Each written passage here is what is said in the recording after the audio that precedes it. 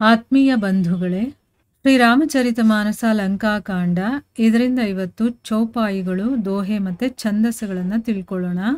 ಬೊಲ್ಲಹಿ ಜೋ ಜಯ ಜಯ ಮುಂಡ ರುಂಡ ಪ್ರಚಂಡ ಸಿರಬಿನು ಧಾವಹಿ ಕಪ್ಪರಿನ್ಹ ಕಗ್ಘ ಅಲುಚಿ ಜುಜಹಿ ಸುಭಟ್ ಭಟನ್ ಢಾವಹಿ ಬಾನರ ನಿಸಾಚರ ನಿಕರ ಮರ್ದಹಿ ರಾಮ ಬಲ ದರ್ಪಿತ ಭಯೇ ಸಂಗ್ರಾಮ ಅಂಗನ ಸುಭಟ್ ಸೋವಹಿ राम सर निकरन ही हये रावण हृदय बिचारा भा निसिचर संघार मई अकेल कपि भालु बहु माया करो अपार देवन प्रभु ही पयादे देखा उपजा उर अति क्षोभ विशेषा सुरपति निज रथ तुरत पठावा हर्ष सहित मातली ले आवा तेज पुंज रथ दिव्य अनूपा हर्षि चढ़े कोसलपुर भूपा चंचल तुरग मनोहर चारी अजर अमर मन समगतिकारी रथारूढ़ रघुनाथ ही देखी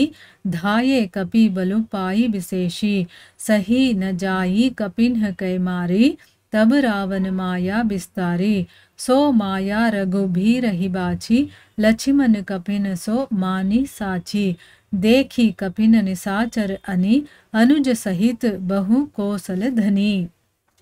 ಇವು ಚೌಪಾಯಿಗಳು, ದೋಹೆ ಮತ್ತು ಛಂದಸ್ಸುಗಳು. ಈಗ ಇದರ ಅರ್ಥವನ್ನು ತಿಳ್ಕೊಳ್ಳೋದಕ್ಕೆ ಪ್ರಯತ್ನ ಮಾಡೋಣ. ಇಲ್ಲಿ ತುಳಸಿದಾಸರು ಹೇಳ್ತಾರೆ, ಆ ಒಂದು ಯುದ್ಧ ಭೂಮಿಯಲ್ಲಿ ಏನೇನೆಲ್ಲ ಘಟನೆಗಳು ನಡೀತು ಮತ್ತು ಅಲ್ಲಿ ಹೇಗಿದೆ ವಾತಾವರಣ ಅನ್ನೋದನ್ನ ವಿವರಣೆಯನ್ನ ಮಾಡ್ತಾ ಇದ್ದಾರೆ. ಅಲ್ಲಿ ಎರಡೂ ಕಡೆಯವರು ಸಾಯ್ತಾ ಇದ್ದಾರೆ. ಅದರಲ್ಲಿ ರಾಕ್ಷಸರು ತುಂಬಾ ಸಾಯ್ತಾ ಇದ್ದಾರೆ. ಈಗ ರಾಮನೇ ಬಂದಿರೋದ್ರಿಂದ ರಾಕ್ಷಸರ ಮೇಲೆ ಬಾಣಗಳನ್ನ ಬಿಡ್ತಾ ಇದ್ದಾನೆ. ಅವರೆಲ್ಲ ಸತ್ತಿರೋದ್ರಿಂದ ಅದರಿಂದ ಹರಿತಾ ಇದ್ದಂತಹ ರಕ್ತ ಒಂದು ನದಿಯ ಹಾಗಿತ್ತು ಅಂತ ಹೇಳಿ ಆ ನದಿಯಲ್ಲಿ ಏನೇನೆಲ್ಲ ಇದೆ ಮತ್ತು ಅದನ್ನ ವರ್ಣನೆ ಮಾಡಿ ಕೂಡ ಹೇಳಿದ್ರು. ಅಲ್ಲಿ ಮೀನುಗಾರರು ದಡದ ಮೇಲೆ ಕೂತ್ಕೊಂಡು ನದಿ ಹತ್ರ ಮೀನ್ ಹಿಡಿತಾರಲ್ವಾ, ಅದನ್ನ ಇಲ್ಲಿ ರಣಹದ್ದುಗಳು ಕರಡುಗಳನ್ನ ಕಿತ್ತು ಎಳೆದಾಡ್ತಾ ಇದ್ವಲ್ಲ, ಅದಕ್ಕೆ ಹೋಲಿಸ್ತಾ ಇದ್ದಾರೆ. ಭೂತ ಪಿಶಾಚ ಪತ್ನಿಯರು ಆಕಾಶದಲ್ಲಿ ನರ್ತನವನ್ನ ಮಾಡ್ತಾ ಇದ್ದಾರೆ, ರಕ್ತವನ್ನ ಶೇಖರಣೆ ಮಾಡ್ತಾ ಇದ್ದಾರೆ. ಚಾಮುಂಡಿಯರು ಯೋಧರ ಕಪಾಲಗಳಿದೆಯಲ್ಲ ಅದನ್ನ ಹಿಡ್ಕೊಂಡು ಕರ್ತಾಲ ಬಡಿಯುತ್ತಲ್ಲ, ಆ ರೀತಿ ಅವರು ಬೇರೆ ಬೇರೆ ರೀತಿಯಲ್ಲಿ ಹಾಡ್ತಾ ಇದ್ರು. ನರಿಗಳು ಮೂಳೆಗಳನ್ನೆಲ್ಲ ತಿಂದು ಕೂಗಾಡ್ತಾ ಇದ್ದಾವೆ. ಆಮೇಲೆ ಬೇಕಾದಷ್ಟು ರುಂಡವಿಲ್ಲದ ಮುಂಡಗಳಿದೆಯಲ್ಲ, ಅದು ಯುದ್ಧ ಭೂಮಿಯಲ್ಲಿ ಅಲಿತಾ ಇದ್ವು.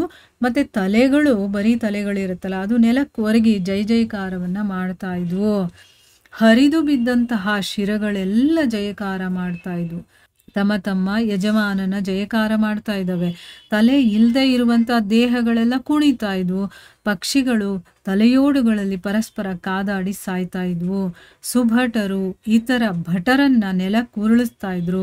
ಶ್ರೀರಾಮಚಂದ್ರನ ಬಲಗರ್ವದಿಂದ ವಾನರರು ರಾಕ್ಷಸರನ್ನ ಹಿಂಡ್ ಹಾಗೆ ಹೊಸಕ್ಕೆ ಹಾಕ್ತಾ ಇದ್ರು.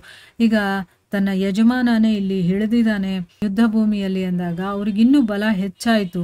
ಆ ಒಂದು ಗರ್ವದಿಂದ ವಾನರರು ರಾಕ್ಷಸರನ್ನ ಹಿಂಡ್ ಹಾಗೆ ಹೊಸಕಾಗ್ತಾ ಇದ್ದಾರೆ.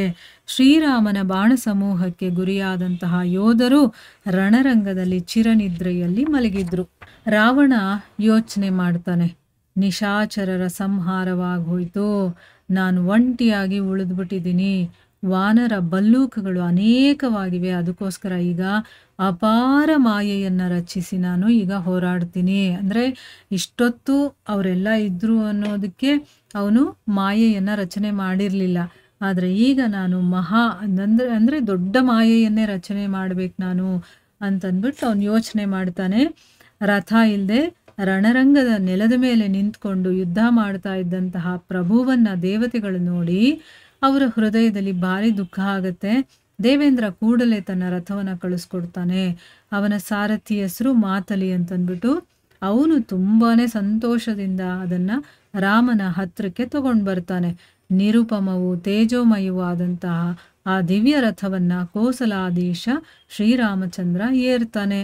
ಅದಕ್ಕೆ ಚಂಚಲವು, ಮನೋಹರವು, ಅಜರಾಮರವೂ ಆದಂತಹ ಮತ್ತೆ ಮನಸ್ಸಿನ ವೇಗದಿಂದ, ಮನಸ್ಸಲ್ಲಿ ನಾವಿಷ್ಟು ವೇಗದಿಂದ ಓಡಬೇಕು ಅಂದರೆ ಅದು ಓಡ್ತಾ ಇತ್ತು. ಆ ರೀತಿಯ ಮನೋವೇಗದಿಂದ ಸಂಚಾರ ಮಾಡುವಂತಹ 4 ಕುದುರೆಗಳನ್ನು ಅದಕ್ಕೆ ಕಟ್ಟಿದ್ರು.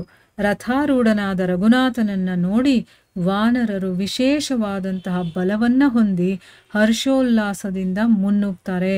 ಅವರ ಹೊಡೆತಗಳು ಜೋರಾದಾಗ ಸಹಿಸ್ಕೊಳ್ದೇ ಇದ್ದಂತಹ ರಾವಣ ತನ್ನ ಮಾಯೆಯನ್ನ ವಿಸ್ತಾರ ಮಾಡ್ತಾನೆ. ಆ ಮಾಯೆಯು ಶ್ರೀರಾಮನ ಮುಂದೆ ಯಾವುದೇ ಪರಿಣಾಮ ಬೀರಲಿಲ್ಲ. ರಾಮನೇ ಮಾಯಾಪತಿ, ಎಂಥ ಮಾಯೆ ಆದರೂ ಕೂಡ ಅದಕ್ಕೆ ಒಡೆಯ ಅವನ ಮುಂದೆ ಮಾಯೆದೇನಾದರೂ ಕೆಲಸ ನಡೆಯತ್ತಾ? ಇಲ್ಲ. ಆದರೆ ಲಕ್ಷ್ಮಣನ ಸಹಿತ ವಾನರರೆಲ್ಲರೂ ಕೂಡ ಆ ಮಾಯೆ ನಿಜ ಅಂತಲೇ ತಿಳ್ಕೊಂಡ್ರು.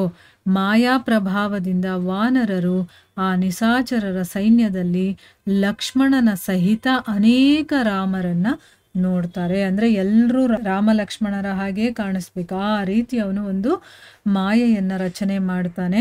ಆದರೆ ರಾಮನಿಗೆ ಏನೂ ಅದರದ್ದು ಎಫೆಕ್ಟ್ ಆಗಿಲ್ಲ. ಅಂದರೆ ಅವನಿಗೆ ಎಲ್ಲರೂ ಯಾರ್ಯಾರಿದ್ರೋ ಅವರೇ ಕಾಣಿಸ್ತಾ ಇದ್ರು. ಆದರೆ ವಾನರರಿಗೆ ಎಲ್ಲರೂ ಕೂಡ ರಾಮ ಲಕ್ಷ್ಮಣರ ಹಾಗೆ ಕಾಣಿಸೋದಕ್ಕೆ ಶುರುವಾಯಿತು.